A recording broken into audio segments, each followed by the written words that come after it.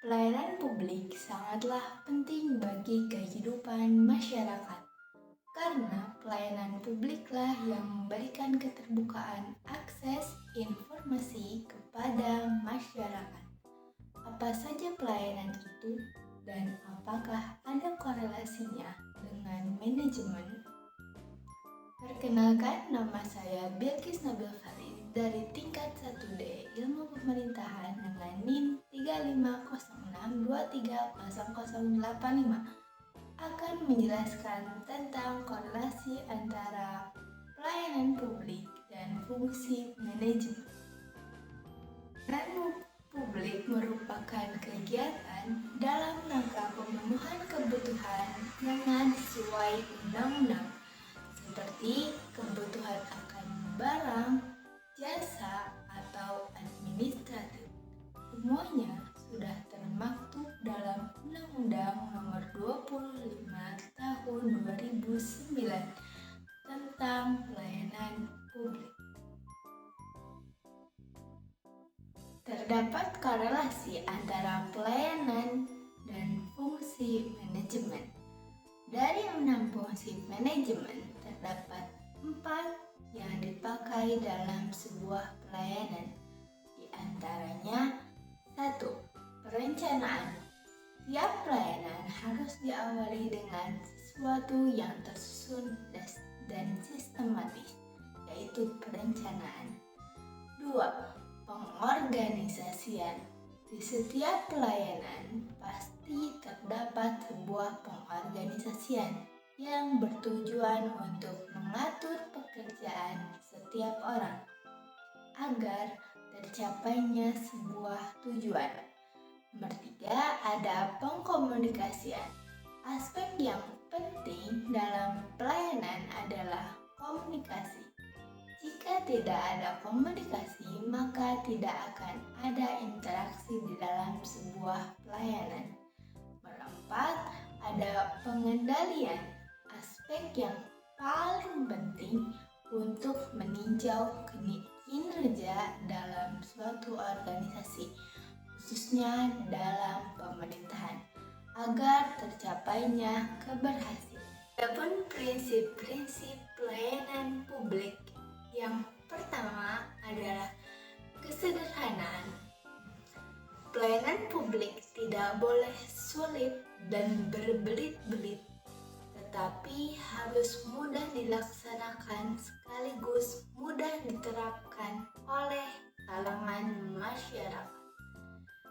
Yang kedua adalah kejelasan. Pelayanan publik memiliki proses yang jelas baik secara teknis dan administratif. Yang ketiga adalah kapasitas waktu, di mana pelayanan publik dilaksanakan berdasarkan waktu yang sudah ditentukan oleh pemerintah. Yang keempat adalah pelayanan publik harus dijalankan dengan tepat, benar, serta sah sesuai prosedur dan syarat yang ditetapkan oleh pemerintah, atau disebut juga akurasi. Yang kelima ada keamanan.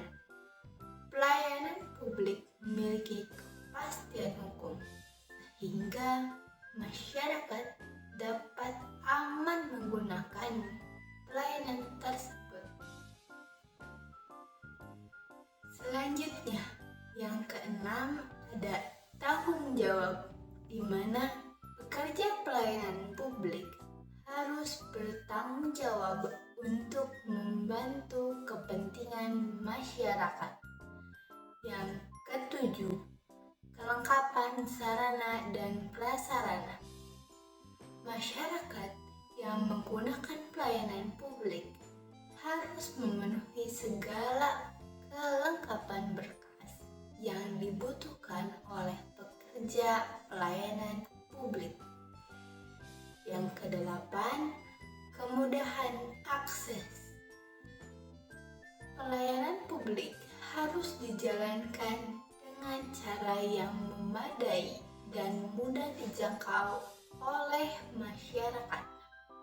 Yang kesembilan, kedisiplinan, kesopanan, dan keramahan pekerja yang bekerja dalam bidang pelayanan publik harus bersikap secara disiplin, sopan, dan ramah saat melayani masyarakat. Yang ke-10 ada kenyamanan. Yang rasa nyaman itu seperti kebersihan yang baik, fasilitas yang memadai, dan sebagainya. Bentuk-bentuk pelayanan publik. 1. Pelayanan administratif. Kedua, pelayanan barang. Dan yang ketiga adalah pelayanan jasa. Yang keempat adalah pelayanan regulatif. Pelayanan administratif. Pelayanan ini memiliki tugas dan tanggung jawab untuk melayani sekaligus menghasilkan sebuah dokumen resmi yang dibutuhkan oleh masyarakat, seperti pembuatan KTP, SIM, BPKB, IEB, STNK, dan KK. 2. Pelayanan barang. Pelayanan publik yang satu ini memiliki tugas dan tanggung jawab untuk melayani serta menghasilkan beragam jenis barang yang dibutuhkan oleh masyarakat. Contohnya seperti pemasangan jaringan telepon atau internet. Yang nomor ketiga ada pelayanan jasa. Pelayanan ini memiliki tugas dan tanggung jawab untuk sekaligus melayani menghasilkan hal-hal yang bersifat jasa. Contohnya seperti jasa pendidikan, jasa pemeliharaan kesehatan, jasa penyelenggaraan transportasi, jasa pensiun, dan lain sebagainya. 4. Pelayanan regulatif. Pelayanan regulatif merupakan pelayanan yang memiliki tugas serta tanggung jawab untuk memberikan pelayanan dalam menegakkan hukum atau kebijakan atau peraturan di setiap daerah. Contohnya seperti peraturan lalu lintas saat berkendara, peraturan dilarang merokok di setiap tempat-tempat tertentu, dan lain sebagainya. Kesimpulan yang dapat saya sampaikan, terdapat sebuah korelasi antara pelayanan publik dan fungsi manajemen, seperti perencanaan, pengorganisasian, pengkomunikasian, sampai pengendalian. Berikut merupakan dokumentasi contoh pelayanan publik. Yang pertama ada contoh pelayanan administratif berupa kartu keluarga dan paspor.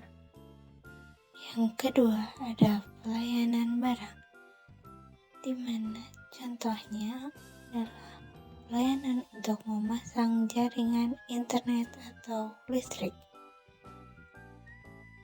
Yang ketiga contoh pelayanan jasa. Contohnya adalah jasa pemeliharaan kesehatan dan penyelenggaraan transportasi umum. 4. Pelayanan regulatif. Contohnya peraturan lalu lintas saat berkendara dan peraturan dilarang merokok di tempat tertentu. Mungkin cukup sekian pemaparan dari saya. Wassalamualaikum warahmatullahi wabarakatuh.